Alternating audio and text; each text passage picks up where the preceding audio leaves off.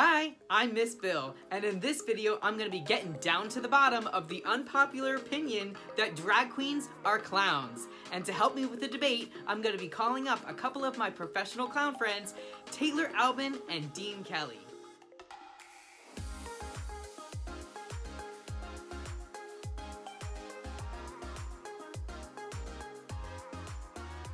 Well, here they are, ladies and gentlemen, as promised, the living legends, always and forever, Ringling Brothers and Barnum and Bailey clowns, Taylor, Albin, and Dean Kelley. Say hi, boys. Hi, boys. Hi, everybody. It's nice to see you. Setting up in the circus tent today, boys. Woo-hoo! You betcha. You betcha. It's been tough. It's windy in here in Florida, so it's tough to put up a tent in the wind.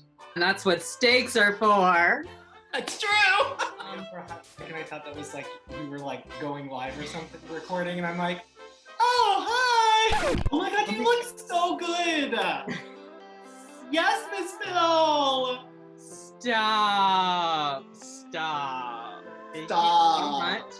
My earrings today are cat toys. Oh my god, that's great! As you guys know, I was a clown once upon a time too, and over the last couple of years, I have sort of rebranded who I am as a clown, and I've landed here at Miss Bill, which brings me to the unpopular opinion that drag queens are clowns. So I thought, who better to ask than a couple of clowns themselves? So that's why I've called you guys up today. But I gotta know, have you guys ever done drag? I've done drag before, yes. It was one time, it was a cast party, and we went as the Charlie's Angels. I have done drag one time as well, and it was with Miss Bill herself, pre-Miss Bill, when we were just kind of still touring on the road. But yes, we reenacted some dancers, so it was a lot of fun. Yeah, I did that one time. I remember I did my iconic half man, half woman for the sideshow gag.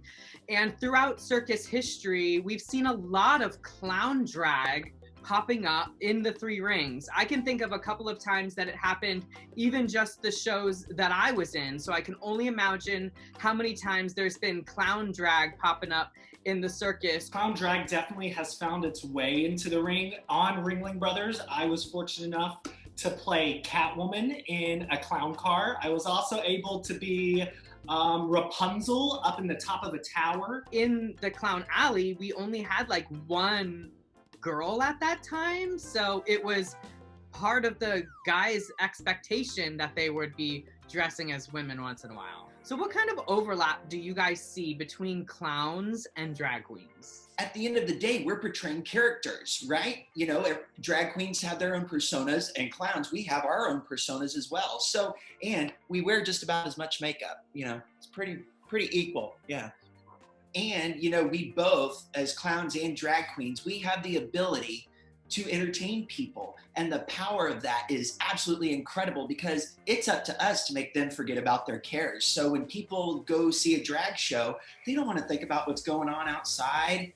They came to see a show. Same as being a clown. That's our job, is to make people happy. Absolutely. Check reality at the door. Let the church say amen. Amen. I went to my very first circus when I was 4 years old. It was Ringling Brothers and Barnum and Bailey Circus in my hometown of Kansas City. And I saw the clowns and I went, that right there, that's what I want to do. Because they were these very colorful people, characters who were just running around having a great time during the show. And I just loved watching them. And I got bit by the bug. For me, again, like Dean, I was very young. My family went to see the circus every single year. And there was one clown at Ringling Brothers and Barnum Bailey Circus that really stuck out to me. And her name was Tammy Parrish. She had this giant bow, these huge lashes. Think like Bianca Del Rio lashes. I mean, they were huge. And she had, you know, sparkles on her makeup.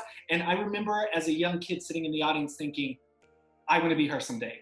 And here it is. I became that. So, you know, I became a clown on the greatest show on earth. And I attribute that to Tammy. Now you mentioned Bianca Del Rio, and she is somebody who I would consider to be a clown. And I think if I asked her, she would probably say that yes, she is a clown too, but not necessarily everybody would want to be called a clown.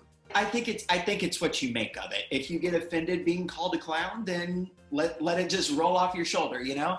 I think if you've got a problem with being called a clown when you're a drag queen, then you are not doing the right thing. Right. You can't take yourself too seriously. No. Look at me. Look at you guys. What do you mean? I woke up like this. In Orlando, Florida, there's a drag queen. Her name is Addison Taylor. She took clown classes from Master Clown Frosty Little. And she is a comedy queen, national title holder, Miss Comedy Queen. And she trained with Ringling Brothers professionals. You guys are a little frozen. Okay. Holding for frozen. Elio! Hi! Ooh, there's something on this. All right, there we go. We're back. You guys are so funny. I love hanging out with you so much. So do you guys think that drag queens are helping or hurting the clown community? Drag queens are definitely helping the clown community. Like, let's be honest. I mean, people are going out, they're seeing performers in full faces of makeup, wigs, costumes, all this amazing stuff. A lot of comedy queens will use props and do different gags or bits. And that's essentially part of clowning. So I think by people going and seeing that, they're definitely helping the clown community, in my opinion. And also with drag being so accessible now, you can learn about the art of drag. You can go to a library for Drag Queen Story Hour. That's absolutely amazing. And so since they are performers, drag queens are performers, and if they're doing Drag Queen Story Hour, they're performing for kids, and that's what we do at the same time. And so drag queens, they're just a different kind of performer, but we just want to get everything done and make everybody happy. We just want to put on a great show and make sure everyone's entertained. I was gonna ask if you guys thought if it's appropriate for drag queens to perform for kids, but you sort of just answered that with describing the Drag Queen Story Hour. And I think it is the same for drag queens like it is for any performer. You just have to know your audience and know where that line is for when you're performing for children. Drag is art, and that may be the way that a kid wants to express themselves. My art is clowning, and this is how I express myself. And so everybody finds their own things and what they like. And I think it's amazing to be exposed to all different kinds of entertainment. That's what I personally like to do. I like to see any and every kind of entertainment I can. That way you have a better relationship with the arts. You have a better understanding with the culture, and you just have a better time in life. And you had mentioned this, Miss Bill, that you really have to know your audience, right? If a family is wanting to go see a drag show, going to a bar is probably not the place they're gonna wanna go do that. Drag queens can almost get away with stuff that clowns cannot. Like, we wouldn't necessarily see a clown on stage, humping the stage or stripping down and things like that. The line is much further for a drag queen than it is a clown. I think it could be many reasons, right? But just off the cuff, one thing, drag queens, for the most part, are geared toward an adult audience. Their main venue that they would typically perform in would most of the time be a bar, right? Or a club or something of those sorts. So it's slightly different.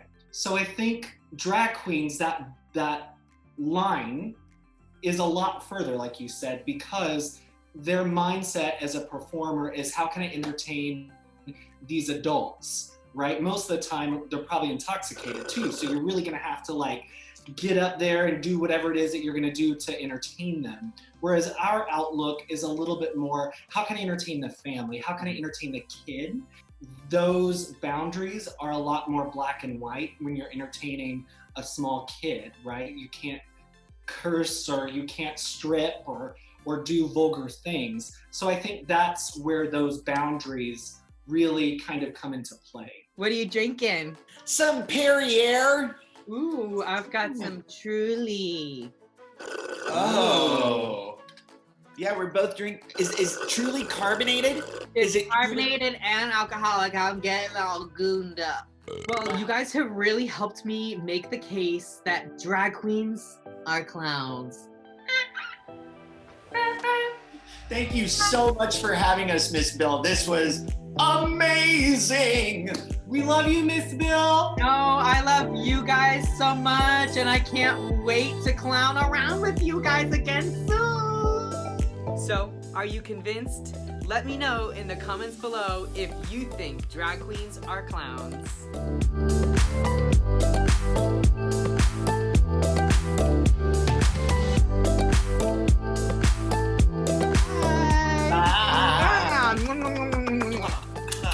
Wait, do you like my crooked lip?